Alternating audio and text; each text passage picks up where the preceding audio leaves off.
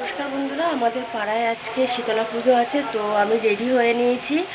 তো যাব, ওখানে পুজো দিতে যাব। তো তোমরা আমার সাথে থাকো, ঠাকুরটাও তোমাদের দেখিয়ে দেবো। আমি শীতলা পুজোর জন্য ডাব নিয়ে নিয়েছি, তারপরে ধূপ, মিষ্টি আছে, বাতাসা আছে। তো চলো তোমরা আমার সাথে থাকো। তো চলো।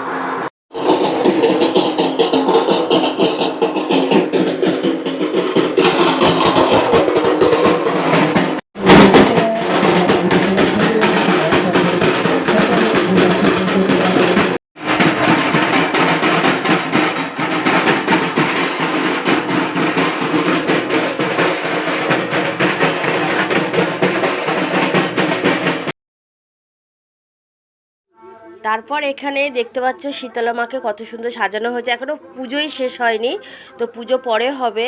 তো বাবু ঠাকুরমশাই চলে এসছেন। তারপরে এপাশে যারা মিষ্টির ডালা দিতে চায়, মানে সেই সব ডালা এক জায়গায় জমা হচ্ছে, ওরা স্লিপ দিচ্ছে। আর ঢাকিরা চলে এসছে, ঢাক বাজাচ্ছে। তো আমার পুজো এখানেই শেষ। এটা হচ্ছে আমাদের বাড়ির রাস্তা, যাচ্ছি। তোমরা এখানে পুরনো যে ঠাকুরটা আছে, বাইরে বার করে দিয়েছে, দিয়ে আর নতুন ঠাকুর মন্দিরে রেখেছে। ওটা পাথরের ঠাকুর, এটা মাটির ঠাকুর ছিল। কত সুন্দর ঠাকুরটা দেখতে। আমার পুজো দেওয়া হয়ে গেছে, এবার বাড়ি চলে যাবো। তোমরা আমার সাথে থাকো, ঠিক আছে? তো শীতলা পুজো তো দিয়ে এসেছি, তোমাদের দেখিয়েছি আমি। তারপরে কালকে রাতে তো পান্তা রান্না করেছি, এবার খাওয়ার পালা। এবার কি রান্না করেছি সেটাও তোমাদের দেখিয়ে দিয়েছি। এবার থালার মধ্যে পরিবেশন করে দেবো। একটু ওয়েট করো, থালাটা নিয়ে আসি। এবার থালাটা নিয়ে এসছি আমি, পান্তাটা পারবো। মা দেখো,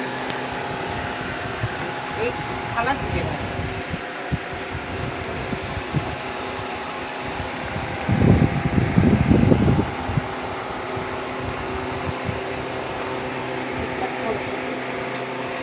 আলু ভাজা নেব, দেখাচ্ছি, ঠিক আছে?